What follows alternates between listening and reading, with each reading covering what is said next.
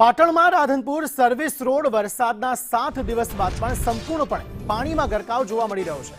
આ મુખ્ય માર્ગ પર ઢીચણસમાં પાણી ભરાયેલા રહેતા વાહન ચાલકો અને રાહદારીઓ ભારે મુશ્કેલી વેઠી રહ્યા છે। રસ્તા પર પડેલા મોટા ભૂવાઓને કારણે દરરોજ અકસ્માતનો ભય તોળાઈ રહ્યો છે। સ્થાનિક તંત્ર દ્વારા હજુ સુધી પાણીના નિકાલની કોઈ જ કામગીરી કરવામાં આવી નથી। આ નિષ્ક્રિયતા સામે સ્થાનિક લોકો અને વાહન ચાલકોમાં ભારે આક્રોશ વ્યાપી ગયો છે।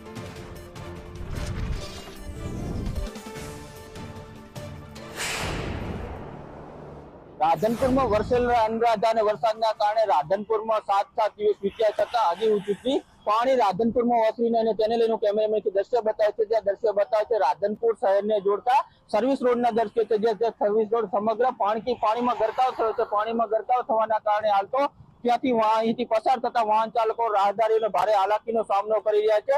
અને જે સર્વિસ રોડ આવેલ છે સર્વિસ રોડ ઉપર મસ્ત મોટા ભૂવા પડ્યા છે તેને લઈને અહીંથી પસાર થતા વાહન ચાલકો છે વાહન ચાલકો છે તેઓને ખાડાઓ ભૂવામાં પટકાવવાના કારણે ભારે નુકસાની ભોગવું છે। તે સ્પષ્ટ જોઈ શકો છો।